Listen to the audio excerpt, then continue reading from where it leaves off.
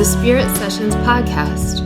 I'm your guide, Katie Silcox, bringing you your weekly self-love soundbite. Join us, where I'll help you find your true spiritual home, where every single aspect of you is holy ground, holy ground, holy ground, holy ground.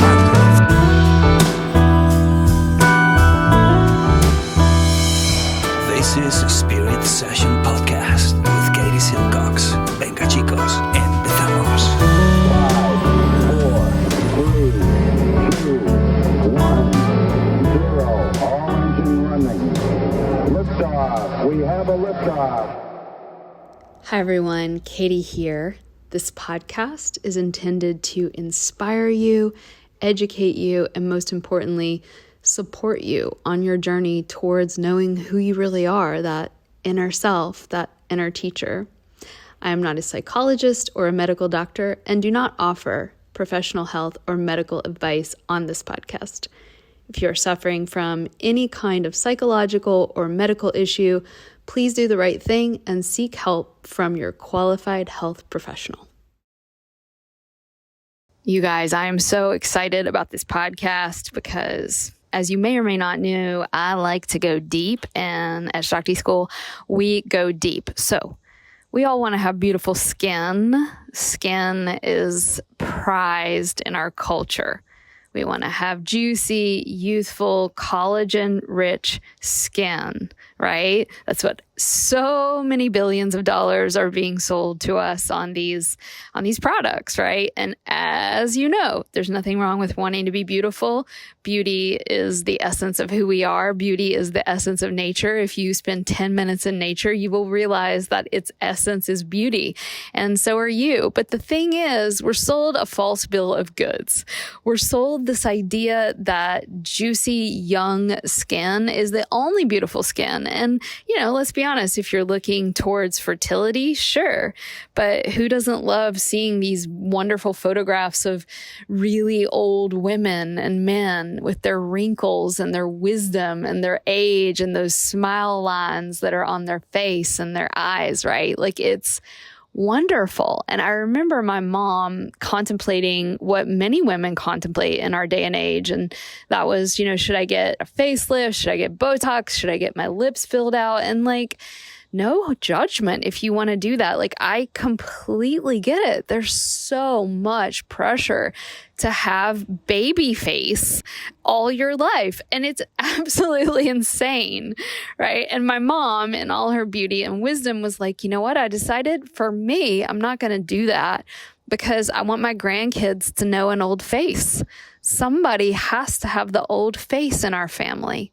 And I was just like, somebody has to have the old face, and so what we're talking about today is so much deeper than having skin that looks, quote, good, according to Instagram. This is about your heart and your soul. It's why I love Ayurveda. It is the original mystical medicine. And it's why I love Jungian psychology, which is the Western, more modern form of mystical medicine, and Western shamanism come to life through the psyche. Before I get into it, I just want to go ahead and say, OMG, thank you, Eden Thaler, my research assistant, my media manager. She did so much amazing research on this. And so we've been kind of back and forthing on the skin and the psyche of skin. So shout out to Eden for all your great work on this. So Ayurveda understands the importance of the skin. When we look at someone from an Ayurvedic perspective, we see that the skin is deeply connected to our feelings of worthiness. The skin and the other sense organs are portals. They are gateways between the soul and the outside world. Think about it like that. Your skin is the boundary between you and the everything else. It's the permission point, right? We get to decide who touches our skin and who doesn't. Of course, there are cultural values around this. Like in America, in the United States, we have like a big boundary. We don't really like people too much in our personal space. Whereas if you go to Europe and other countries, that goes out the window, right? Like in Europe, I remember getting on the subway and being shocked by a woman sitting down beside me and having her skin against mine, and just how strange that was to me. And so there's that cultural element, but I think all of us can agree there's that permission slip that we need to get before we really deeply touch someone's body, before we touch their skin. And when we do touch another's body, we are going first through the skin. When we feel touched by life, when we feel touched, our skin glows from the inside out. One of my favorite definitions of the word Tantra is to be deeply touched by reality, by life. And skin is one of these primary gateways of the sense organs of consciousness. So Ayurveda divides our body into a number of different sort of myriad ways of slicing things up to be able to understand them. And one of the ways that Ayurveda slices things up is through something called the dhatus, the tissues of the body. And one of them's your blood, and one of them's your lymph, and one of them's your muscle, and, your nerves, and fat, and semen, and egg, and, you have all these different layers. One of the primary layers, and they kind of go sequentially. So it's super cool. It's like what you eat becomes the rasa, or the lymphatic and the white blood cell tissue. And then that metabolizes, and the byproduct of that and the offshoot of that is your blood. And then that metabolizes, and the offshoot of that is your muscle tissue. So you want to eat good. So you've got good lymphatics, you've got good white and red blood cells. That will lead to your muscle, right? The muscle tissue is created from what's called your unstable rakta, meaning the leftover from your blood. And one of our beloved teachers, Mary Thompson, who we're going to have on the podcast very soon, she's everyone's favorite. She describes it so well for people like me that need it explained to me pretty simply. And that is, imagine that you're at a buffet table and you have all this food, and the lymphatics go in and they gobble up all that food. And then whatever's left goes on to create the next layer down. And then they gobble it up, right? And then it goes on to create the next layer down. So if by the time you get to the bone tissue, and the bone marrow, which is one of the last tissues, by the way, and the other one is your semen and your egg. So you want to make sure that you've got that good, high quality nutrition at the top of that buffet table, so that by the time you get down to your fertility and your nerves and your bone, which are some of the ones that are kind of downriver, you have enough to eat. Otherwise, there's nothing. And then we get in trouble.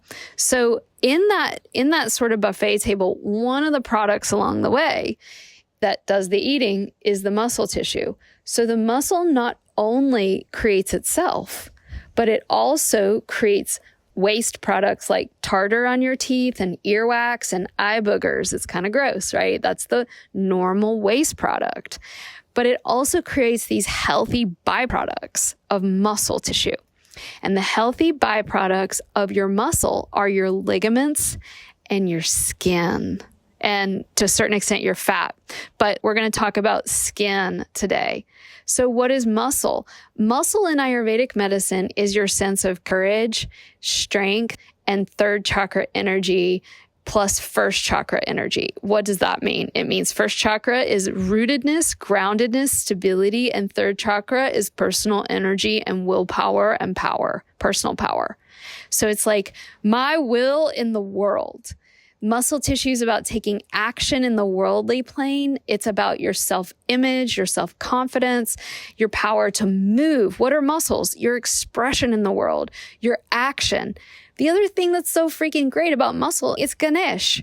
It's Ganesh. It allows you to resist gravity. And it's all about really like movement of personal will in the world. Now, skin is a byproduct of that. And skin is all related to the unconscious feeling of boundary and ego, and particularly like ego, worth, and safety. And so if you think about going to the gym and you see it's all full of like beefed up guys, right? And now less, but that typical image of the person that goes to the gym. And so if you have big muscles, does it mean that you have this great sense of personal will? Well, sure, like having muscle tone is going to help. But remember, we're not just talking about big muscles. We're talking about consciousness in the muscles. So functional muscles, but more importantly, consciousness, love, light, presence, your soul in the muscles. So you can have big muscles and be secretly scared and secretly feel like you don't have a good boundary and that you don't have like a true sense of self. And so you go to the gym to try to build that up superficially and it never works. You know, like manorexia, like you could just get bigger and bigger and bigger and you're still not self-secure. So when we speak about these things, we want to remember, like, we have to touch these on that subtle level of the psyche and the soul. Otherwise, it will be futile. But that being said, this is why I'm such a huge advocate of women and lifting weights. Women lifting weights is so powerful because it gives us the right to move and express ourselves through my action in the world, right? And so skin is a byproduct of that. So rubbing your body through Abhyanga with oil, what are we doing? We're rubbing the skin. The skin is everything related to boundary and ego, a healthy sense of worth and ego on that individual third chakra level. Let's look at it from another perspective, a more psychological perspective. The psychological perspective, according to Freud, our first ego is a body ego. The feeling of me is the feeling of the body. Freud directly states that the ego is ultimately derived from bodily sensations. Chiefly, he says, from those springing from the surface of the body. The ego is thus a mental projection of the surface of the body. Ayurveda says the same thing. The skin is the boundary that tells me, initially, when I'm in that lower state of consciousness, where I end and the world or you out there, the other, begins. Now, of course, in Ayurveda, we learn that we have layers beyond the skin. We aren't just the skin as boundary. But when we're working through trauma, when we're working through our past, particularly that related to when we were little babies in our mother's womb, working with the skin is primary because skin is our first sense of boundary, where I am and where the world begins. Freud thought that the ego was a mental projection on the surface of the body. The ego, which provides our orientation to reality and the external world, he thought it was formed by the psychological experience of the skin, the psychological experience when we were very, very, very young of the skin. And so the surface of the body is our skin, which makes the link between ego, I, the sense of I, and the skin and ego really, really strong. And so remember, in Tantra, we don't want to think, is that good or bad, right? But we want to have a healthy sense of skin, a healthy sense of ego. We want to know where we start and others start. And if we had a mother, for example, because this all starts, by the way, in the womb, we form our sense of skin before we even leave our mother's body. Her sense of self, safety, and self-esteem and self-worth are a big part of what form our ability to self-regulate and our feeling of boundary, right? The ego is what mediates that inner and outer world. So it's also the capacity, and this is amazing, to work with our feelings. The feeling of being touched is wonderful. We all want to feel touched in that healthy, life-affirming way. But so many of us were touched in ways that weren't good and weren't healthy. And the skin is a way that kind of expresses the uncontained, the unprocessed emotions. You know, the skin in a way betrays our ego. So thinking of this is really incredible. There's an amazing podcast that Eden and I are huge fans of called This Jungian Life. And Joseph, one of the psychotherapists on the show, says the skin betrays our ego through, acne, flushing, sweating on a date, breaking out into a rash, right? Like getting red, hives, when you least want to, right? Your hands start sweating, your face gets red. Our skin betrays the ego. What a brilliant statement from Joseph, because it reveals that inner world of what's really going on underneath the surface of the skin. Lisa from that same podcast was saying that our physical embodiment provides the first sense of self that we have. Right. And in this way, the skin is one of those earliest levels of development of the ego and our psychological experience. So what does that have to do with us? I mentioned muscle being a part of that development as well. Skin really touches something in us that's so fundamentally human and tender, right? When a baby's born, in order to start that healthy developmental process, the mother puts the baby naked on her chest, skin to skin. Our need for naked closeness and touch, as well as the terrible, terrible travesty that is unwanted closeness or touch. And so as we think about this from an Ayurvedic perspective, we can understand that the skin holds the memory of that first feeling of being touched, that feeling of being inside the boundary of our mother and her own feelings around being touched and being close. And our real sense of self is really woven in, especially that first 3 chakras, right? Skin will reveal that memory of the past that our conscious mind may not even be aware of. So skin as a psychic boundary, the skin is experienced both as the container of psychological experience as well as a sheath that holds together the primitive psyche and soma. This is a reference from the Kleinian analyst Esther Bick. I want to say that again. A sheath that holds together the primitive psyche and soma. In other words, it holds our unconscious mind in the body. So being with someone in healthy, positive, obviously consenting, wanted touch can be so powerful. Our first feeling of being loved and contained, of being held, of belonging to someone, of containing ourselves, of learning how to contain our emotions and our feelings, all of that stems from our first feeling of being contained in our mother and our mother containing us. The skin is our capacity to contain. In Ayurveda, this is ojas, right? The container. And if we don't have this healthy sense of skin or personal ego, we can kind of leak out, right? This is where we get painful emotions. I often can see it with people that overshare painful experiences. We can have a lot of compassion, right? It's like, oh, I can't hold this. Hold this with me.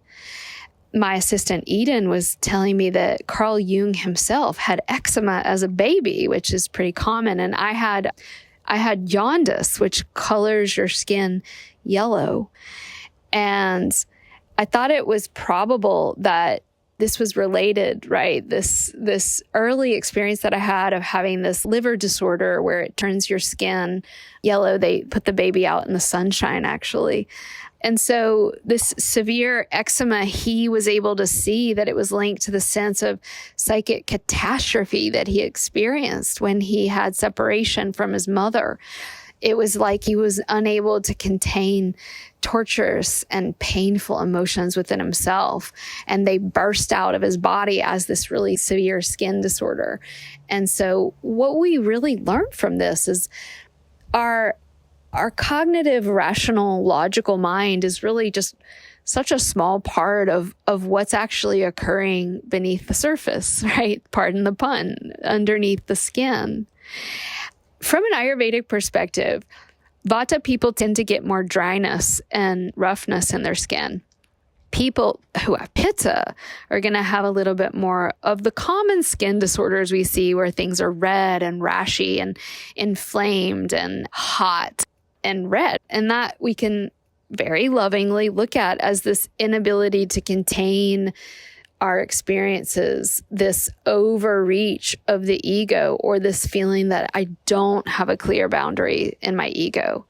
Kapha people are the ones that get skin issues the least, and it just makes sense. They just have so much more layering, right? It's easier. Their skin is literally thicker, and so they may have a thicker sense of self. There can be advantages and disadvantages to that, but Kaphas are going to have more of that like acne that's more pussy and dense and even hard, right? And so the question isn't so much like which of the doshas has the worst skin, because they all can have imbalances in the skin, just as every human being can have psychic imbalances or work that they're doing on earning a healthy ego and burning afterwards the ego that's not serving them anymore. Who we let touch our skin is really important. You know, one of my great teachers, Dr. Ladd, and in the book that we use in our level 1 program, we talk all about your skin and your muscle and your fat and blood and like why it's so sort of important who we let touch our skin. You know, in India, I remember like you don't just let anybody massage you. It's like a big deal. And I love how in America we kind of have more freedom around this, but we really do want to have consciousness around who we let touch our skin. They are not only interfacing with our skin, they're interfacing with our sense of self. They're interfacing with our entire lineage and the memories stored in the tissues of our body. And so if you can get body work from someone that's really loving and really conscious, that's going to be much better for you than just someone that's like, you know, I call it like kneading out the dough, right? It's like they don't even care. They're just going through the motions. I would rather not pay for a massage like that. I would just rather not get one at all. The other thing is obviously the sensual, the hugs, the kisses, all wonderful, but do it with friends that love you. And then of course the intimate and the sexual. All of that can be deeply, deeply healing if it's interfacing with skin from this place of safety, love, respect, cherishing. But when it's coming from this place of disorder or imbalance or unconscious or even worse, not love, not respect, selfishness, that can actually lead to more issues in the skin. You know, I'm thinking of all you young people that might listen to this with acne. You know, we all tend to get a little bit more acne when we're teenagers, but some teenagers get it really, really bad. And what is also happening around that burst of puberty? They are learning how to create their healthy sense of individuation from the parents. They're leaving the mother's womb. They're leaving the parental skin. They're leaving the lineage skin.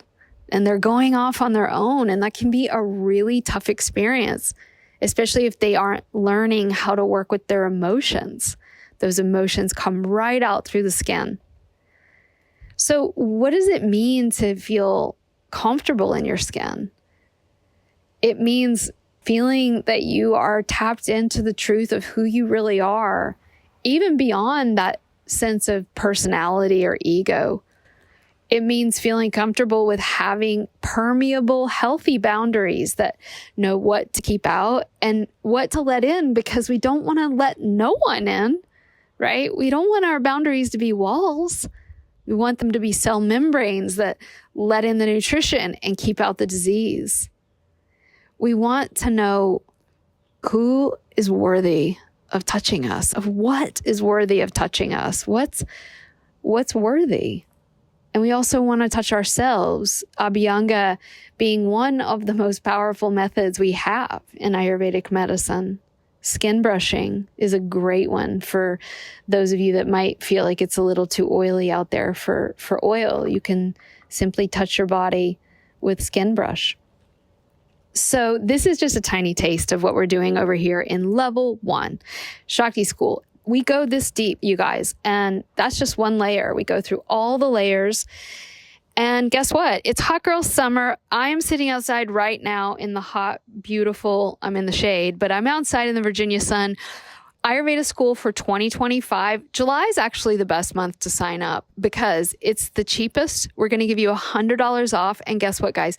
We have a new 24-month payment plan. That means right now, if you're listening to this, we don't want money to be an object for you to get in. And July is the month to get in. You're going to get $100 off the already early bird lowest price. And so that means for $58, you can join our full year-long health coaching school where you're going to get to be the student for a full year. And then you can go on to decide if you're going to share this as a health coach in the future. It's both a living, embodied, spiritual experience just for you, as well as a possible career move. You can start right now, today. $58. We understand. Inflation be real. Grocery bills are up. I couldn't believe my brain when I saw my grocery bill last night at Whole Foods. Like, I get it. $58. And guess what? This is going to be the best year of your life. So we hope you'll join us, and all the links for all of this great stuff in the show notes. How can I really embody this today? Take off y'all clothes. Rub your skin, put some oil on it. It's hot out there. Coconut oil is the way to go. Maybe with a little sunflower, add a little rose, add a little jasmine, a little honeysuckle, a little lavender, a little sandalwood. Put that on your body, sit for about 20 minutes, take a shower. If you're not on our newsletter, get on it because we send out tons of little recipes just like this. Oh, and one more thing, you guys. On that note, we are having a totally free webinar, July 30th, 11 a.m. Totally free. It's going to be a taste of Shakti School's Summer of Love, all about the energies from the dense to the gross to the subtle of the subtle. We're going to talk about how to stay cool in your body, in your spirit.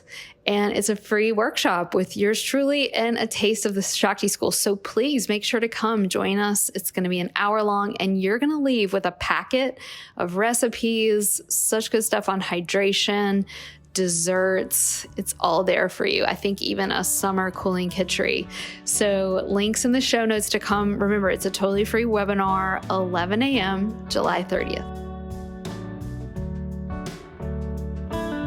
A big special thanks to Kevin Carlisle of Goodbye Gemini, who wrote this beautiful podcast music, and to DJ Juan Pablo Jimenez in southern Spain for mixing it and making it magic.